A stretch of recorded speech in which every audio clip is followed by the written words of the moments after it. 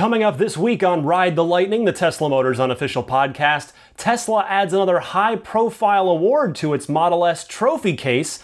A Tesla superfan, not me, breaks the world record for furthest distance traveled on a single charge in an electric vehicle. Elon Musk heads to late-night television, and I take your phone calls. It's one small podcast for man, one giant podcast for mankind.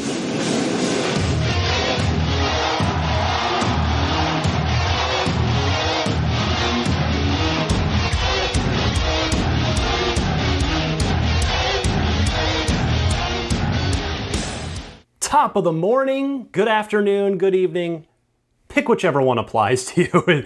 Welcome to Ride the Lightning, the Tesla Motors unofficial podcast. I'm your host, Ryan McCaffrey. Welcome to episode 5 for August 30th, 2015, closing out the month of August. So we get into the final hours, the 11th hour of the deadline for when we've been told again and again and again that Model X deliveries will start. Before we start the show, I wanted to share a fun little anecdote, something that happened to me this week that's Tesla related. File this in the "you don't see that every day," at least in the United States department. I was walking my dog through the neighborhood, not an unusual occurrence, when I spotted a just a Model S parked on the street. Also, not an uncommon occurrence, especially in the Bay Area. So, because I'm completely out of my mind and completely Tesla obsessed, I went over to go look at it because even though I've driven the car, I've looked the car over top to bottom, back to front, I've had it for 3 days at a time, twice, for the reviews that I did for IGN. I'm always just curious what that person picked. Like, oh, is it a 60? Is it an 85? Is it a P85D maybe I'll see my first P90D with ludicrous mode? What interior? I'm always just curious what people chose for their Model S. I guess it's because I can't afford one, and I'm just always, I want to see, did they pick what I would pick? So anyway, I walk up to this car. It's a black Model S. I'm like, okay, nothing too unusual there. It's got 21-inch wheels. All right, no, it's cool. It's looking nice. And I'm looking the car over, and I see on the back, P85D, nice. That's the first one I've seen in the neighborhood. I've seen a few Model S's in the neighborhood here and there. I know there are at least a couple that live in the neighborhood because I've seen the same couple on multiple occasions, and I think one's an 85, one's a 60. So, but I've not seen a P85D yet in the neighborhood. So I'm like, oh, nice. This is looking sharp. As I'm looking more closely, I see, of course, next to the P85D badge, manufacturer plates. Like, oh, this is a Tesla car. So I guess there must be a Tesla employee of some sort, maybe an engineer, maybe a different department, who lives in my neighborhood, who drove this car home from Fremont or maybe Palo Alto. So then I just take a peek inside the car, which, of course, by this point, if a police officer had driven by, he'd probably be really giving me a suspicious eye, like, excuse me, sir, what are you doing? Get away from that car. And I see, it's a Tesla car. I wonder, if there's anything weird in here. And there was. They're down between the two front seats, where there's normally, the negative space, or where a console would go if you ordered a console. There were these like serial ports, COM ports, for Tesla engineers, employees to I guess jack in for either sensory equipment or testing equipment or some sort of diagnostic equipment. So I was like, oh, that's interesting. And then it hits me, like, wait just a moment. Hold on just a moment here. What's this? The steering wheel's on the right hand, the passenger side of this car. I'm not quite sure if that was British or Australian, but either way, right-hand drive car. Both of those countries drive on the right-hand side of the road. So I thought that was really interesting. I can honestly say I've seen so many Model S's living here in the Bay Area, and just particularly working in San Francisco, where I probably see them every day. I've never seen a right-hand drive car before, a right-hand drive Model S before, and so I suspect this must be some sort of right-hand tester for the engineers for whatever reason. I don't know, maybe checking fit and finish. Goodness knows what else, but I just thought that was a fun little thing of like, you can live in the Bay Area, you can have been to the Tesla factory, which I have been. You can work in San Francisco, where their Model S's are a constant sight, practically on a daily site. But you can still see something you've never seen before. So if you happen to be that Tesla engineer that's in my neighborhood that was driving a right-hand drive P85D last week, hi, I'm your neighbor. I'm not creepy, I promise. Before we get to the rest of the show, get into the news, got a few good stories this week, I want to remind you that I've got a voice mailbox for the show now. Give me a ring anytime. It's toll-free, 1-800-606-0697, and then dial 15469 is the mailbox number. They call it an invitation number on the service there. But yeah, whether you either want to ask a question about something that happened on this week's show or just bring up a general discussion point that might be interesting, give me a ring. I'm going to start that later on this show. We've got the first couple of phone calls. We'll play those later on after the news. All I ask is that you please leave your name so that if I do end up playing it on the show, I know how to address you. And also just please try to keep it short, like 30 seconds or less would be ideal. And that way we can get to as many questions as possible. But I'm looking forward to that segment, looking forward to seeing how that goes. And for now, I'll be right back. We'll start the show with the news.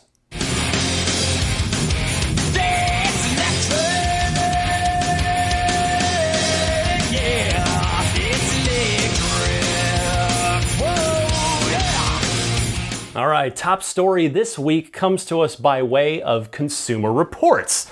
You may know where I'm going with this. Yes, the P85D was given a long-term evaluation by Consumer Reports. It was rated so highly by Consumer Reports that it literally broke their review scale. It initially got a 103 out of 100, which I don't even know how that's possible. So they actually had to change their scale so that it would be a more mathematically possible 100 out of 100. Quote, the Tesla initially scored 103 in the Consumer Reports rating system, which by definition doesn't go past 100. Of course, I think it does now, or it did until you had to fix it.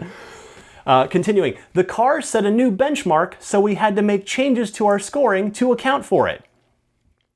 The Tesla Model S P85D is an automotive milepost. It's a remarkable car that paves a new, unorthodox course, and it's a powerful statement of American startup ingenuity. End quote. Love that. Love that. That is just fantastic to read. It is good to see Consumer Reports living with the car, getting it, loving it. All of this sounds great, right? Ultimately it is, but I advise you to not watch their 3-person video podcast that explains the scoring. Please don't watch it. It's strangely negative. For a car that just literally redefined their entire review system, the 25-minute conversation takes a strangely negative turn roughly halfway in or so. Let me give you the first quote. One of the guys says, quote, "It's not a good primary car." Well, then how did it get they emphasize that 100 out of 100 doesn't mean perfect. Just like at IGN, my day job, a 10 out of 10 for a game or a movie or whatever we're reviewing doesn't mean perfect because there's no such thing as perfect. 10 in our book means masterpiece, and 100 out of 100 for them clearly means something similar. It is a masterpiece of a vehicle. It is a classic. It is a brilliant vehicle. But the video podcast, they go on to start talking about, they say, at one point they talk about how having a charging station in your garage, i.e. installing, whether it's a 1540 NEMA outlet or a 220, they talk about how having a charging station in your garage, they liken it to having a gas pump in your garage, and they see it as they see having a plug in your garage as a negative. They somehow take that as a bad thing. Also, 2 out of the 3 guys on the panel said that they wouldn't buy the P85D even if they were handed the cash to do it. One of the guys even said it was too common in California. It was too common for him. Well, okay. And even one of the other guys even called out like, well, good luck in the S-Class or something similar. So I guess good luck with whatever you pick, but It was just a very odd, for a show that was there to explain how they came to the review, the 103 out of 100, and how the car earned it and what's great about the car. The whole second half of it just gets strangely negative. So I advise you to not watch it, but this is just an incredible, another just fantastic award for the trophy case at Tesla. I mean, how this will 100% lead to new sales. There's no doubt about that, because Consumer Reports is one of those widespread, just mass market publications. You don't have the message will get out to non-Tesla people. People will take note of this and go, wait a second, what? Let me take a closer look at this Model S thing, this Tesla that maybe I've heard about a little bit. I guarantee this is going to goose sales. I mean, you can't ask for better free publicity than this. Now, of course, it's not free in the sense of that Tesla did nothing. I mean, they had to build a great car, but it's the fact that the great car is speaking for itself, and now the car is so good it continues to generate its own free publicity through no effort from Tesla. I mean, Consumer Reports bought the car. This was not a PR arrangement. Tesla was not involved in the slightest. So, you got to figure that some high fives were exchanged around the Tesla factory this week when this went up. And to everybody on the Model S team, everybody at Tesla should feel proud. I mean, I don't know if there can even come a point where you get tired of getting all these accolades, but it's just great. I mean, it's just another step in the right direction for getting Tesla's name out there and getting them, the respect they deserve. Because of course, as we know, we see it in the media still. We've been over it on the show. There are media outlets out there. There are people out there. There's still a lot of negativity, a lot of misconceptions, still a lot of just sort of just ignorance. Not the like super evil, horrible kind, but just people that don't know about Tesla yet. And the things like this will help get the word out. And it's really, really great to see. So congratulations to everybody on the P85D team. Insane Mode is clearly a hit. I mean, again, I've been in the P80. I reviewed the P85D as well after having reviewed the P85 2 years ago. And really the number of improvements to the car, both subtle and, of course, in the power department, obvious. Really, it's just astounding to me how far they've come in 2 years. I mean, the car, the all-wheel drive just plants the car just just super glued to the road now. It's never coming off. The traction, the handling, I mean, the car feels great. I mean, it's the P85D. Just congratulations. Love seeing this. Love seeing this too. Our next news story for the week. Our friend Bjorn Nylund, the Norwegian YouTuber best known for making lots and lots of Tesla videos. He, which of course, those same videos also helped him become the first winner of the Model S referral contest a couple weeks ago, which will net Mr. Nylund a fully loaded Founder Series Model X, as we talked about a couple episodes back. He has broken the hypermiling record for electric vehicles. He went 452.8 miles on a single charge, starting at one supercharger, driving around, 25 miles an hour, because that's what it takes on flat zero elevation ground, and eventually just making his way back to that same supercharger before he completely zeroed out. So he made it almost double the rated range of the car. I mean, it's a 265 EPA rating, so 452.8 is really impressive. He broke the previous record, which was set by Tesla Motors Club forum member David Metcalfe, who, along with his son, drove 423.5 miles with their signature Model S back in November of 2012. Shortly after they got it, Bjorn did it driving around flat Norway, and David had done it driving around flat Florida. So love seeing this. This is all positive for the goal of electrification and of Tesla. This gets the word out there, like, oh my goodness, somebody managed to get 450 miles out of a single charge. Yes, of course, he had to go to extreme lengths to do it, but and what's cool about Tesla? I'm just saying, just a minute ago, I just got done saying, look, it's incredible how far Tesla has come in just a couple years.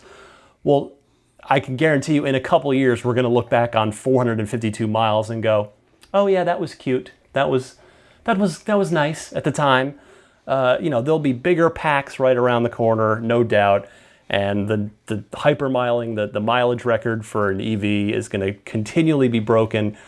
And I would think that record is going to be held by a Tesla for years and years to come. So congratulations to Bjorn and David.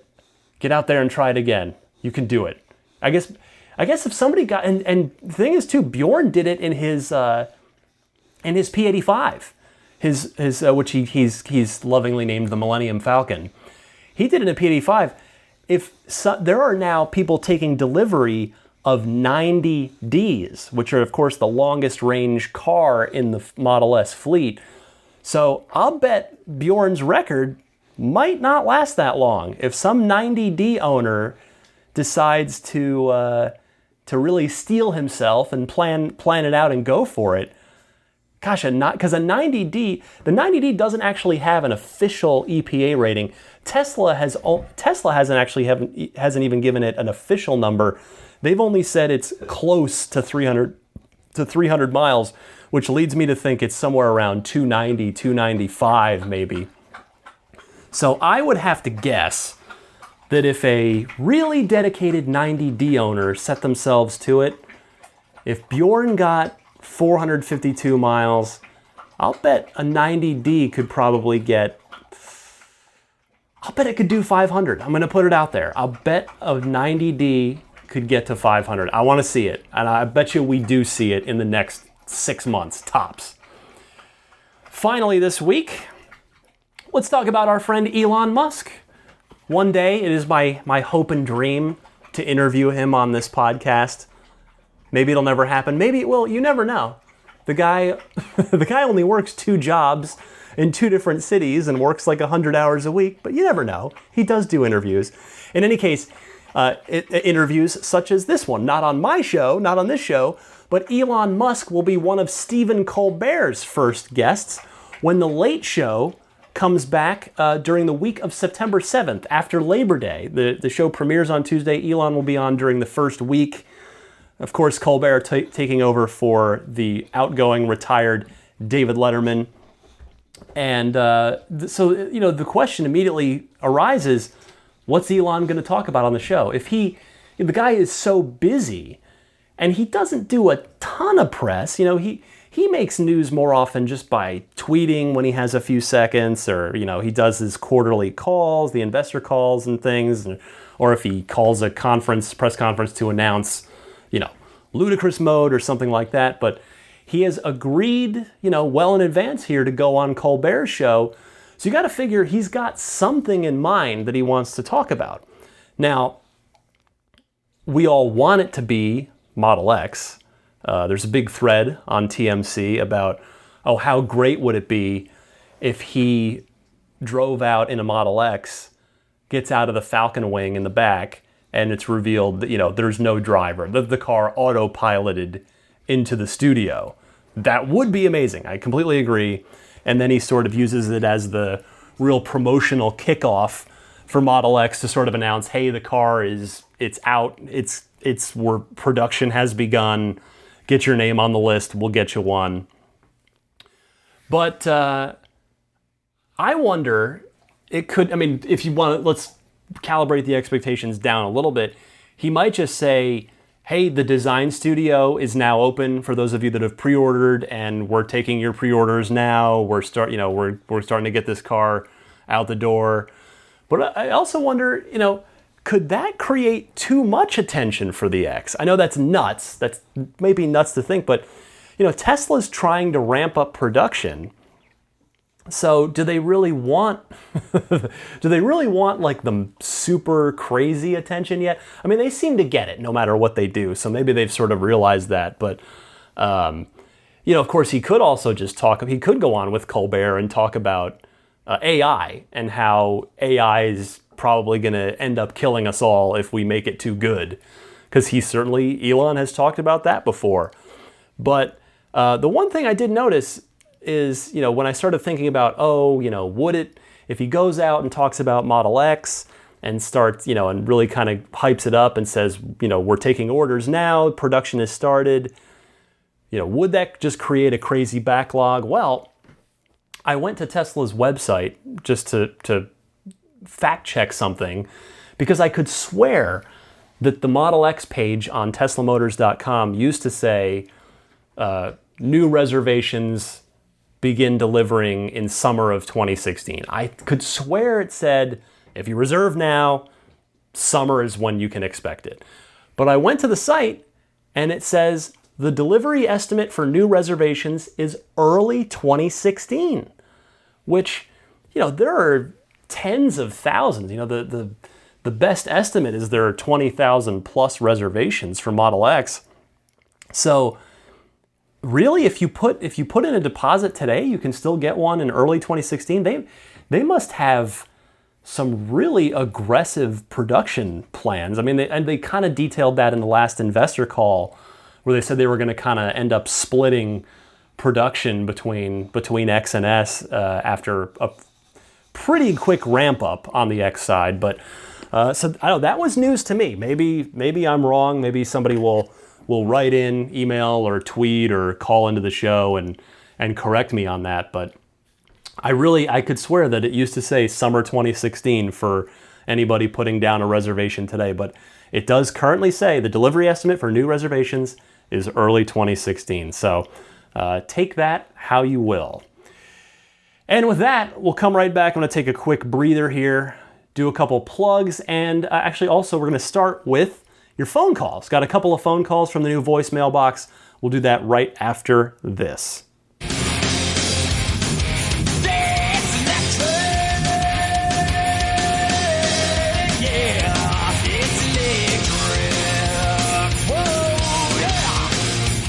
All right, let's break in the new voice mailbox before we go, shall we? Got a couple of phone calls. First up, Minnesota Guy. You're on the air. Hey, Ryan, Minnesota Guy here, long-time listener, first-time caller. So the question I have for you is what your thoughts and reactions were to the company Fara Future. They seem to have a former number of Tesla employees and expect to launch an electric car in 2017. They haven't chosen a factory location yet and plan to launch a car in 2 years. The information the company has released is Fara Future comparing themselves to Tesla and how they will be better. They seem to want to be Tesla 2.0. Just wondering what you have to say about them, if anything. Thanks. I'll hang up and listen. Yes, Fara Future. I've seen a little bit on these guys, but I admit I don't know a ton. I was checking out their website, and they're promising a connected EV in 2017 that's personalized in ways you've never even considered possible. So I don't know. I mean, the story with them this week was they're allegedly shopping for a huge factory in Southern California.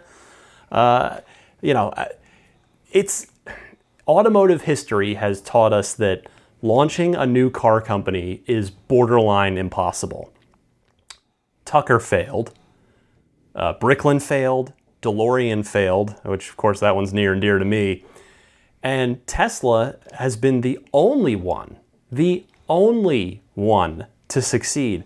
And I'm sure, hey, I hope Fara Future is awesome. I hope it works. I hope that's what Elon would say, because Elon's the drum he's been beating this entire time is more EVs on the road. Let's go. Electrification. The sooner the better.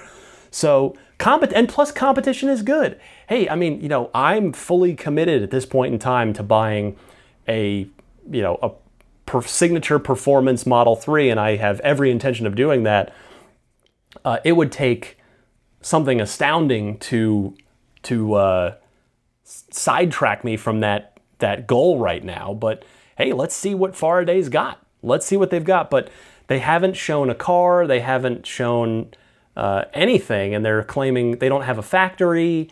That where are they going to get batteries? So they're, I don't want to be too pessimistic, because that's what people were like about Tesla back when all of us diehards were like, no, these guys are going to do it. They've got, and granted, but even Tesla started, Elon's 3-step master plan started with the Roadster in extremely limited quantities, basically hand-built practically to, as supercars to test the technology and get the cost down and prove it. And it was a long process for Tesla to even get to the point where they could make Model S, and then the odds of Tesla succeeding have been so slim.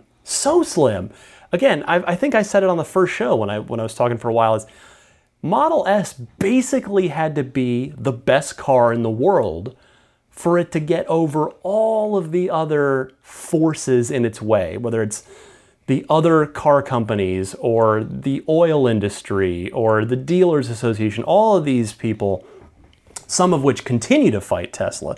Now you could say that, well, Faraday or someone else would have an easier time because Tesla has sort of fought a lot of those battles already, and I hope so.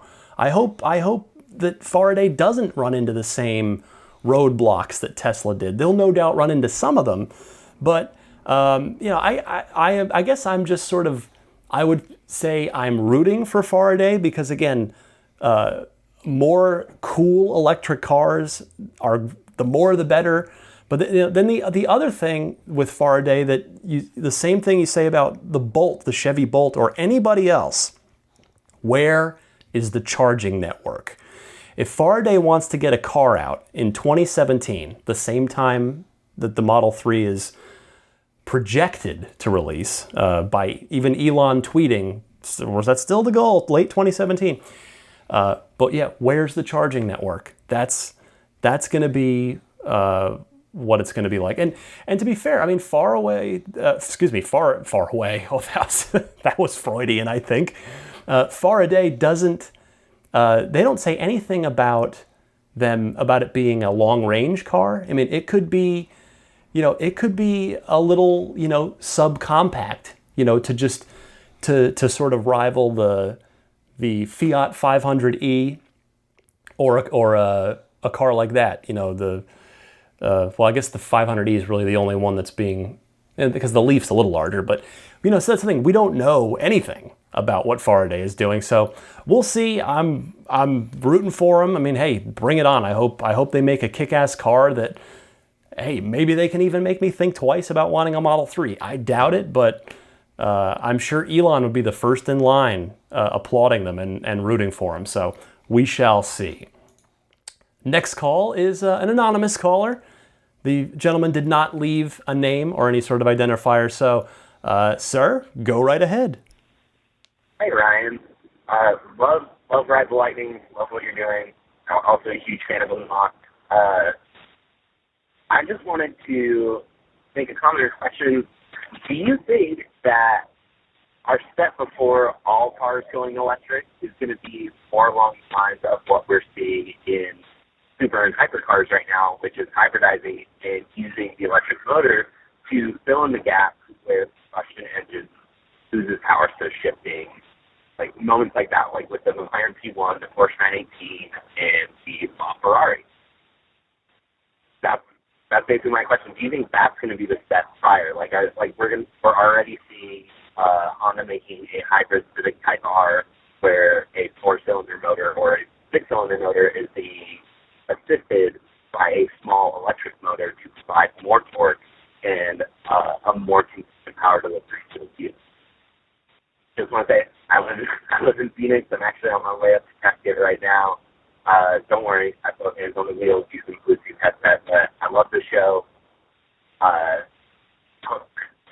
hopefully the Cardinals do some work this year. You're doing a great job, Ryan. I hope you have a wonderful.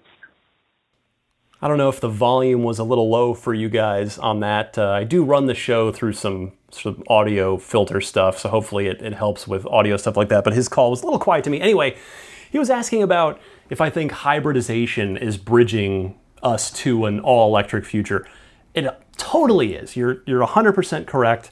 I mean, what it's doing right now is it's allowing automakers to keep up with emissions goals, and the Obama administration, the government has continued to really get serious about regulating the fuel economy of cars and setting higher and higher goals for fuel economy. In fact, even last week when I was talking about the Aston Martin story about why Aston Martin is building an electric Rapide, it's so that they can continue building, they can have that as a compliance car to offset the V12, super gas guzzlers that are their bread and butter. But yeah, hybridization is absolutely, it's getting us there. It'll slowly become, that technology will get cheaper and established car companies will get more familiar with it. The problem is it's still going to take, no matter how much hybridization that the other auto manufacturers do, it's still going to take a final big leap of faith for other established automakers to jump into fully electrics. I mean, they could have 4 electric motors, 1 per wheel and a little battery pack, but for them to actually, they're going to have to change their manufacturing process, change, again, charging network. There is that huge leap of faith that still needs to happen. But yes, I do definitely believe that hybrids are helping slowly wean wean the world, meaning consumers, and more specifically the auto manufacturers off of